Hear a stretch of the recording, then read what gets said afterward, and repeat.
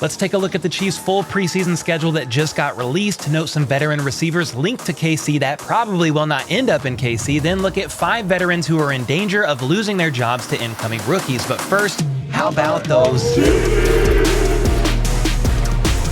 First up, PFF recently had a Chief listed in the top 25 under the age of 25, and the Boulevard Wheat drinking legend himself was 6th on the list, and that is center Creed Humphrey, who rightfully deserves to be up near the top of this list, if not even further up on this list, being the highest graded center 2 years in a row, one of them obviously being his rookie year, and on more than 1,400 true pass blocking snaps played, has given up just 1 sack and 28 total pressures over his 2 years in the league. And on top of that, PFF recently ranked the top 30 players over 30 entering the 2023 NFL season. And first up for KC was left guard Joe Thuney, as some people like to call him, but it's definitely Joe Thuney at 22nd overall. He has 2 of his best pass protecting seasons of his career in Kansas City, allowing just 2 sacks and 6 hits in 2 seasons with the team. And then all the way up at spot number 3, but should be spot number 1 unless you're banging 7-gram rocks like PFF was when making this list, is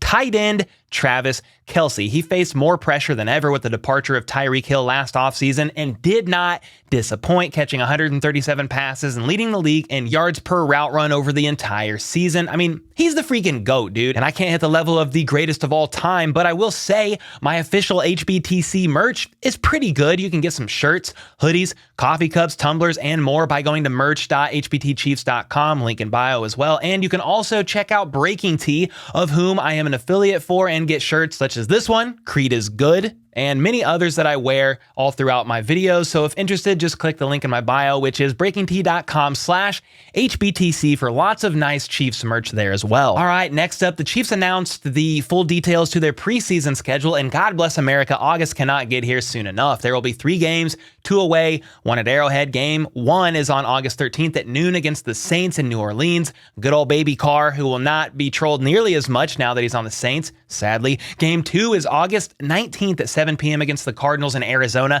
A nice and easy return to the place the Chiefs just won a ring at. And then game 3 is August 26th at noon against the Stains, the Browns, as some call them, at Arrowhead. So Derek Carr, Kyler Murray, then Deshaun Watson. 3 QBs who we may not even see play since it's preseason, but shoot, same with Mahomes and company, who will only play a few series themselves all preseason long. But there you have it. And just to note, there will then be a week gap in between the last preseason game against the Browns, August 26th, and the season opener against the Lions on September 7th. So enjoy Labor Day weekend, because it is the last weekend before football officially starts. Oh my God! And then Gary Davenport of Bleacher Report listed several veteran wide receivers that teams should pursue in trades, and the Chiefs were listed as potential suitors for 2 of them. The first is Buccaneers wide receiver Mike Evans, with the reason being that the Buccaneers basically aren't going to do with Baker Mayfield at the helm. Even if they do win their pathetic division, they will get absolutely slaughtered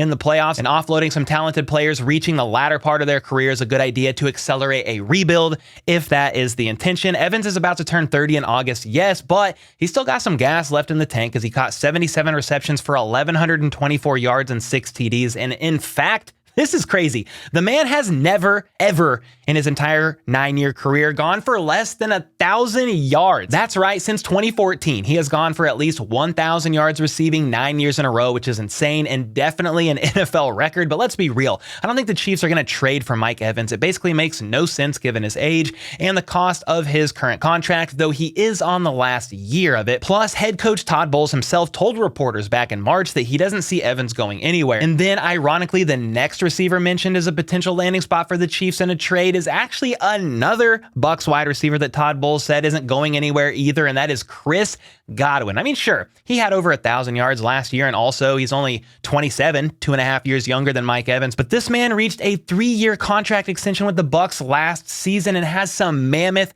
cap hits. Therefore, I'm not sure the Chiefs are going to be interested in Godwin, though he is a great player. But again, if the Bucs want to go full rebuild mode and recoup draft capital in exchange for pawning off off good players, I could see why he is mentioned as a trade prospect, but it's not going to be Kansas City more than likely. Next up, I found this one intriguing myself because I'm preparing to do a way too early 53-man roster projection sometime next week and was noting some of these exact players myself, but Charles Goatman Goldman of Chiefs Wire beat me to it and dropped an article yesterday featuring 5 veterans who could lose their jobs to rookies, and pretty much everyone he listed made sense. The first was running back Clyde Edwards-Helaire, which is probably one of the least surprising on this list. The man who fell down the depth chart last season before getting placed on IR due to a high ankle sprain and could have a Ronald Jones type role this season as a running back at the bottom of the depth chart, especially with some of the early offseason hype that UDFA Deneric Prince has been garnering. But honestly, we will need to wait and see about the Prince hype, though it's certainly not out of the realm of possibilities that CEH finds himself on the bench.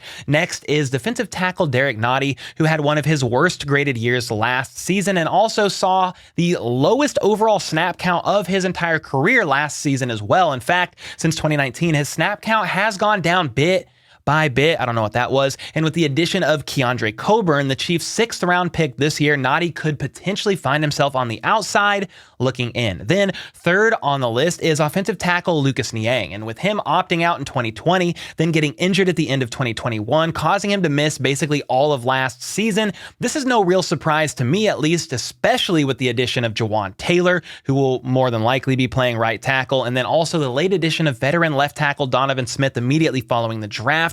And on top of that, the Chiefs drafted offensive tackle Wanye Morris in the 3rd round, and Niang could find himself losing out on the swing tackle role to back up either Taylor or Smith due to injury. I mean, before the Donovan Smith signing happened, I thought Jawan Taylor would be playing on the left, then Wanye Morris and Lucas Niang would be fighting for right tackle, but now, until we see how things shake out, I am just not so sure. However, we all know from Super Bowl 55, you can never have enough O-line depth, and because of that, he may find himself safe during roster cutdowns. All right, 4th on this list is safety Dion Bush, who I honestly thought was in a pretty good place prior to the draft as safety number 4 after the addition of Mike Edwards, but the Chiefs then went ahead and drafted Shamari Connor in the 4th round. They are very high on this guy, nearly drafted him in the 3rd instead of Wanye Morris, but held tight and traded up instead to get him in the 4th. And it's because Connor can move all around the secondary and is big on special teams, something that Dave Tobe is going to love. However, it's worth noting that Dion Bush is no slouch himself on special teams. In fact,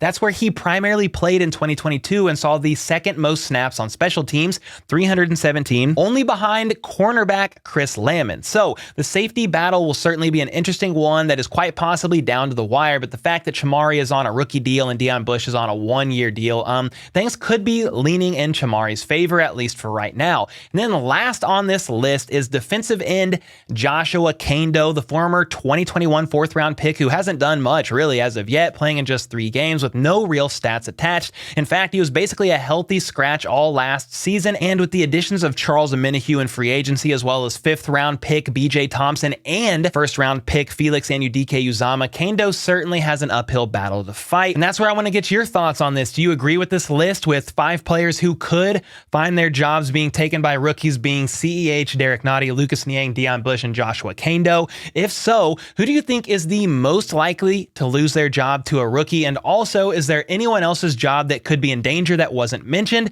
Let me know in the comments down below. And until next time, let's go. Let's freaking go. How about those?